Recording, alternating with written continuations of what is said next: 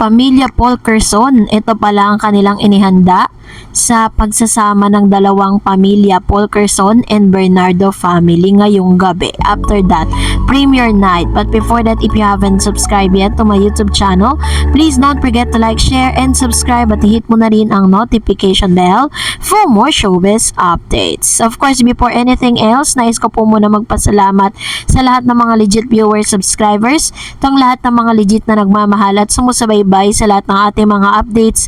Thank you so much sa inyong panonood. At ngayong araw, let's talk about this one. Dahil kung saan trending na trending po at pinag-uusapan ang pinakabagong mga photos na inalabas ng Mega Magazine. At inaabangan din natin yung official video na ilalabas ng Mega kung paano po nila sinut ito pong nasabing mga photos na ito. Talagang grabe yung mga nilalabas nila, no? Talagang very mature na talaga. Hindi na siya talagang parang pang papakyut lang, ganun. Very professional na ginagawa nila, but very classy. And of course, trending din po sa Facebook at sa lahat ng social media platform ang naganap na premiere night ngayong gabi dahil ngayon po ay napapanood at nawi-witness na ng ilang mga celebrity ang inihanda or napakaganda and most awaited film of the year, ang Hello Love Again, kung saan ay nakita nga ang peg nga na nitong dalawa, usap-usapan sa comment section, nakala mo daw pupunta na ng kasalan at ang ninang ay si Direk Cathy Garcia dahil pare-pares po silang naka-wear ng white. Tapos si Alden Richards, talagang grabe po yung suot niya, napakamahal niyan, sigurado po yan. Ganon din naman si Miss Catherine, talaga namang very elegant po siya while she was wearing white. Ako po, ang peg ko kay Miss Cat, gustong gusto ko siya nagsusuot ng white kasi napaka sexy, tapos very clean and very classy yung itsura niya. Pag ganito talaga yung mga suot niya, talagang, pero isa sa pinaka, siguro ako para sa akin, ayoko yung suot niya nung interview with Mr. Doon po kay Nelson Canlas. Ayun, ayoko nung interview niya. Doon po sa sa isang interview na naka-black po siya, no? Si Nelson ba yun? If I'm not mistaken, no? Hindi ko siya gusto that time yung suit niya na yun. Mas gusto ko pa rin siya wearing white or other colors, but definitely not black. For me, ha? And of course, syempre, star-studded din po ang premiere night ngayong gabi. Dahil kung mapakarami pong celebrity ang talaga namang handa ng kanilang mga tickets para po dito po sa nasabing Hello Love Again. Of course, syempre, hindi rin mawawala ang Polkerson fam kung saan kasama po si Daddy Bay, si Angel, at saka yung pinsan niyang si April.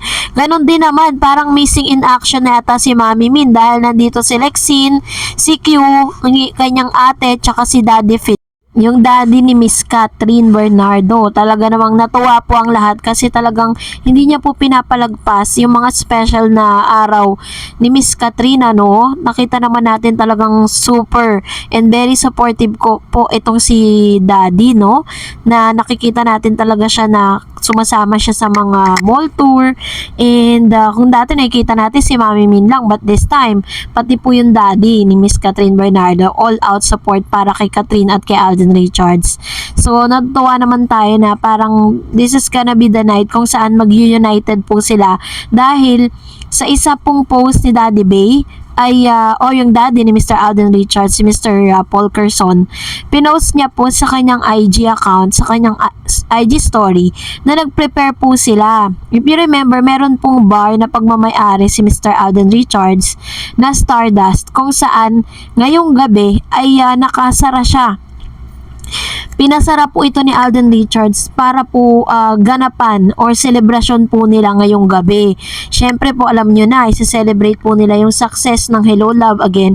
At the same time, kasama po ang pamilya ni Catherine Bernardo, pamilya ni Catherine, pamilya ni Alden Richards na mag-reunite dito po sa Stardust Bar ni Mr. Alden Richards. Grabe po, ganun katindi si Alden, no? Una, parang pinasara niya yung Conchas, ginawa niyang private that time.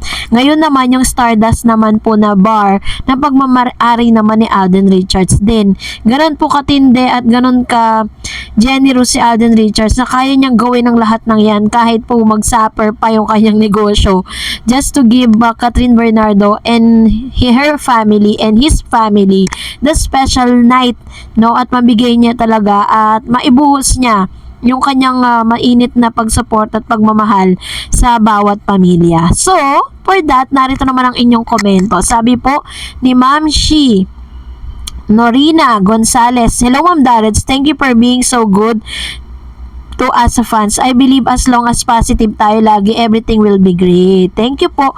And then sabi niya pa, hello Ma'am Dareds, di ba tagig and moltor yung jumper ni Kat? Just saying. Anyway, super kilog to the bones tayong Kat din. Fans, let them enjoy the privacy, and that is the way we can give in return. Let us all be happy and grateful and manifest that they will go down the aisle. We can claim it. Ayan. Ma'am, salamat sa correction mo ha. Hindi ko nga maintindihan bakit po ako Cebu ng Cebu. Tagig po yun, di ba, sa market. So, thank you for your correction. This is the correction I really love. Hindi katulad ng ibang mga nagko-correct dyan sa comment section na parang kala mo sila yung nagpapasweldo sa akin. Alalahanin niyo po, I am just only human. Nagkakamali din po ako. Pero, lahat naman po ng inilalabas kong news sa inyo is hindi po yan na gawa-gawa lang. Sabi po ni Miss Milagros Cruz, sana happy ending, perfect si Alden kay Kat, parehong mabait ang dalawang ito. Sabi ni Miss Carmelita, alam na dis, pang jowang galawan na yan, batang paslit na lang ang hindi makakagets kay Attorney Catherine and client Soiti. Very true, diba? Tayo po mga dumaan na sa mga ganitong stage ng buhay natin, mauunawaan at maintindihan natin kahit naman po yung mga kasama nila Talaga may kita po ninyo na may mga sila palatandaan talaga na may something na talaga itong dalawang ito na hindi na talaga kayang itago pa. Sabi ni Miss Emerita, hello Ma'am Dareds, thank you for the update. Na in love na talaga ako dito sa dalawa. Sana kasalan. God bless everyone. Thank you Ma'am Shi. And sabi ni Miss Belia, true Ma'am Dars, yung galawan nila, sila na talaga, napagdaanan na natin yan. True! Diba? Hindi naman tayo pinanganak lang kahapon. Dumaan na po tayo sa pagka-teenager at dumaan na rin tayo sa time kung saan na in love tayo.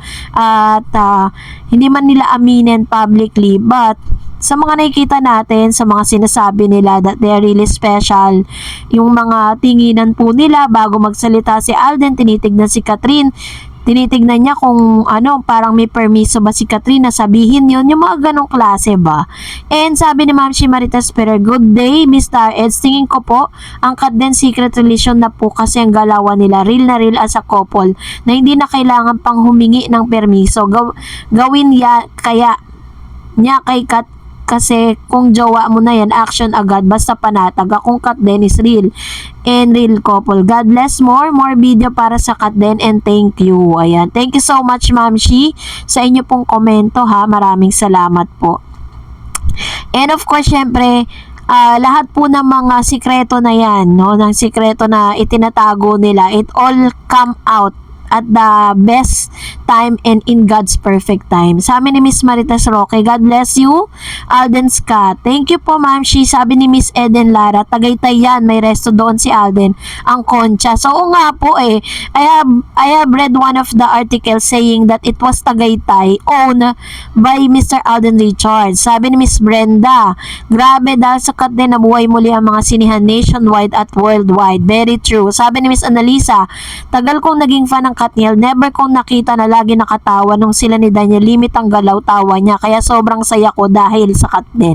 Sabi ni Mr. Renato, napanood mo ba Miss Tarez yung isang quick interview sa kanila Alden? I think kapost lang kanina sa GMA, parang babasahin mo yung mind ng bawat isa sa kanila ni Alden. Meron dun question about quick vacation, kung sino sa kanilang dalawa ang handa parate, and it was Alden. It happened na pag-usapan nila na quick vacation road trip sa Tagaytay, and it so happened lumalabas to na photo na alam ko na view na to, Tagaytay Lake, it overlooking to a Concha's Garden and Restaurant for sure.